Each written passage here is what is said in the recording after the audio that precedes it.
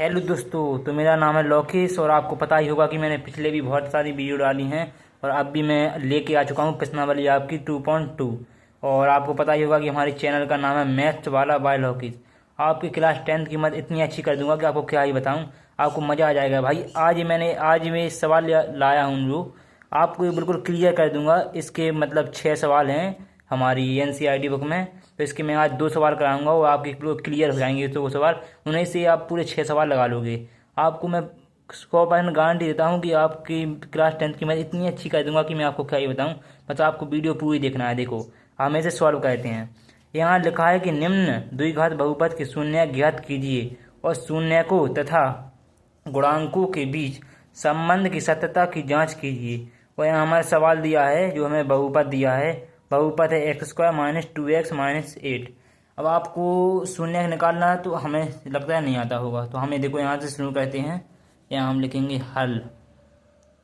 हल लिखेंगे। हल लिखने के बाद जो है हमें ए बहुपद दिया है, आपको दिख रहा होगा। तो बहुपद सबसे पहले हम यहाँ लिखेंगे बहुपद 2x² - 2x - 8। और हमें यहाँ इसको बराबर 0 में रखना होता है जब भी हमारे शून्य निकलते हैं। किसी भी समीकरण या किसी भी के बहुपद के शून्य निकालने की उसे 0 के बराबर करना होता है। हमें 0 के बराबर कर देंगे। ओके, अब इसके बाद हमें, अब देखो समझो, अब आपको इतना पता होगा कि x² का गुणांक क्या है। इसमें अगर x² के साथ कोई भी अचर नहीं लगा है तो समझ सकते हो कि x² गुणांक 1 है। तो हम यहाँ समझ लेते हैं x² का गुणांक 1 है। तो यहाँ अब आपको ये पता होगा कि ये जो है दो चरों वाला हमारा रैखिक समीकरण ये होता है। देखो, नहीं मतलब वो एक समीकरण नहीं होता है, उसका ये रूप ये होता है। देखो, ax² + bx + c बराबर 0। इससे जब हम तुलना करेंगे तो हमें पता चलेगा कि a बराबर जो है a बराबर आएगा हमारा 1 और b बराबर हमारा आएगा -2 और c बराबर हमारा आएगा -1। तो हमें बी से तो कुछ करना ही नहीं है, इस बी की ज़रूरत नहीं है। तो हमें ए और सी से मतलब है, अगर हमें ए और सी का गुणा कराएंगे तो -8 आएगा। आपका जो ए और सी से गुणा कराओगे आप तो -8 आएगा ना, 1 और गुणे -8 होगा तो 8 आएगा। और इसके बाद अगर आप जो है इससे गुणा कराओगे, अब इसके बाद आपको जो ये बीच में ये संख्या लिखी है ये -2 है। अब आपको ऐसी संख्या लानी है, जैसे देखो हम आपको बता देते हैं। जैसे ये हमारा बहुपद है, किसी भी बहुपद में 2 प्लस होने चाहिए और 2 माइनस होने चाहिए, इतना आपको पता है। जैसे 1 + a है, 1 - 1 है a है और 1 माइनस यहाँ है और यहाँ 0 है। तो यहाँ 2 माइनस तो लेकिन 1 प्लस है, इसलिए हमें 1 प्लस हो चाहिए। तो यहाँ 1 प्लस और ज़रूरत होगी, तो यहाँ 1 प्लस यहाँ आएगा, क्योंकि यहाँ माइनस संख्या है ना। माइनस संख्या अगर यहाँ प्लस की संख्या होती तो यहाँ पहले प्लस लिखते हम। यहाँ माइनस संख्या इसलिए हमें यहाँ माइनस, इसलिए हम यहाँ पहले माइनस लिखेंगे। ओके, इतनी तो आपको पता है होगा, अब इतना पता चल गया होगा। अब हमें जो है हमें ऐसा करना है, जैसे ए प्लस और माइनस इनके बीच को हमें गुणा करना होता है। जैसे ये प्लस आ रहा है, जैसे मैंने आपको बताया है, ये माइनस है तो यहाँ गुणा करेंगे तो यहाँ माइनस आएगा। माइनस आ गया, माइनस आएगा कि प्लस और माइनस का गुणा होता है तो माइनस आएगा। अब आपको ऐसी संख्याएं, ऐसी 2 संख्याएं याद करनी है कि जिन्हें गुणा करने पर आए -8 और जोड़ने और घटाने पर आए -2। तो ऐसी संख्या हम इनके गुणनखंड कर लेते हैं। -8 8 के गुणनखंड करेंगे हम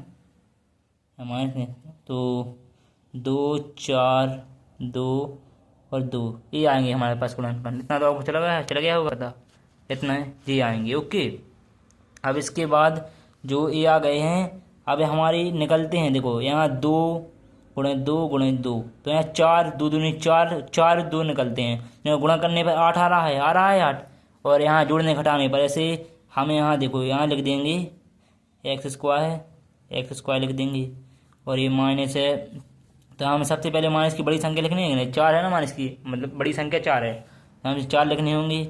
4x और यहाँ हमने प्लस कहा था कि प्लस आएगा यहाँ, तो प्लस हमें लिखना होगा। दूसरी संख्या क्या है 2, तो 2x, इतना हो गया हमारा। इसके बाद हमें -8 के 8 लिखने हैं जाके था। ओके, आप देखो -4x में से +2x जाएंगे तो कितने बचेंगे, -2x बचेंगे। इतना आपको समझ में आ गया। जो -4x है उनमें से +2x आएगा तो -2x बचेगा। ओके, इतना आपका क्लियर है। अब वो के बाद उसके बाद हम आगे बढ़ेंगे तो यहाँ एक्स स्क्वायर ए आ जाएगा। तो हमें यहाँ देखो इसमें क्या क्या कॉमन आ रहा है, इसमें हमें मिल रहा है क्या कॉमन मिल रहा है, यहाँ एक्स, यहाँ भी एक्स है, यहाँ भी एक्स है, हमें एक्स कॉमन मिल रहा है तो एक्स कॉमन ले लेते हैं। एक्स माइनस यहाँ एक्स से हट जाएगा, यहाँ कोई भाग होता है ना कॉमन में, तो वहाँ हट जाएगा, इतना आ जाएगा। अब यहाँ क्या कॉमन मिल रहे हैं, हमें माइनस, यहाँ हमें मिल रहा है कॉमन 2 मिल रहा है, यहाँ भी 2 है तो ये 2 से बाईस हो जाएगा, तो हम यहाँ 2 ले लेंगे प्लस की। एक्स माइनस या 2 का इससे भाग दूंगा तो 4 आ जाएगा, बराबर हमें 0। अब यहाँ हम कॉमन ले लेते हैं, यहाँ कॉमन में आया x-4 और x+2 बराबर में 0 है। तो अब इन दोनों के शून्यक निकाल लें हमें, तो शून्यक लिखेंगे हम यहाँ शून्यक। अब यहाँ हम x-4 के बराबर में 0 करेंगे और यहाँ हम x+2 के बराबर में 0 करेंगे। ओके, इतना आपको क्लियर है। क्योंकि शून्य दोनों के में मतलब ए बी गुणाम है और ए बी मतलब इसके गुणाम है, तो यहाँ बराबर में 0 है तो दोनों के बराबर में 0 आएगा ना। 0 आ जाने के बाद अब x बराबर 0 + 4, यहाँ इस साइड जाएगा तो प्लस का 4 हो जाएगा। ओके, इतना आपको आ गया होगा। अब x बराबर 4 आ गया है, x बराबर 4 आ गया है एक, और एक आ गया है x बराबर 0 - 2 हो जाएगा, तो x बराबर 1 आ गया है -2।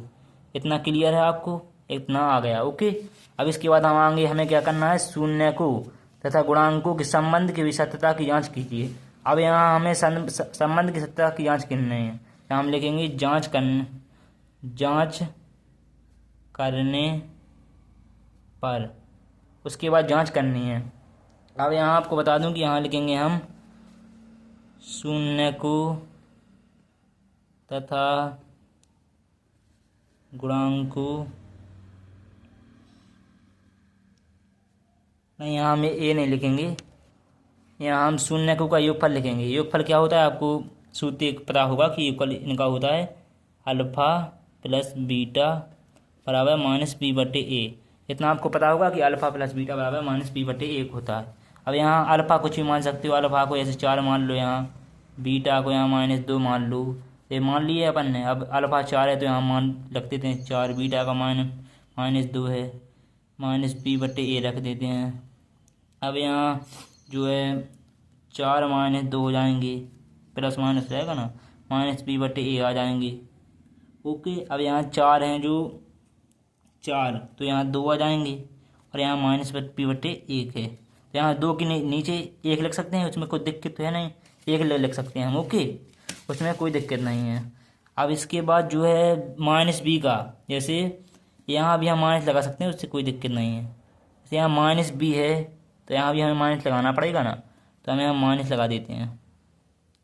ओके, क्योंकि यहाँ इसमें भी माइनस है और एक हम इसमें भी माइनस है, और हमारी जो है b का मान कितना था, -2 था ना, इसलिए b का मान -2 यहाँ आ जाएगा। ओके, a का मान कितना है, a। अब यहाँ हमारी जांच हो गई, शून्य को गुणा का योगफल की जांच हो गई हमारी, क्योंकि यहाँ जो है -b मतलब -b का मान आया -2, a का मान है 1। यहाँ देखो, यहाँ हम लिखेंगे, क्योंकि ये b होता है x का गुणांक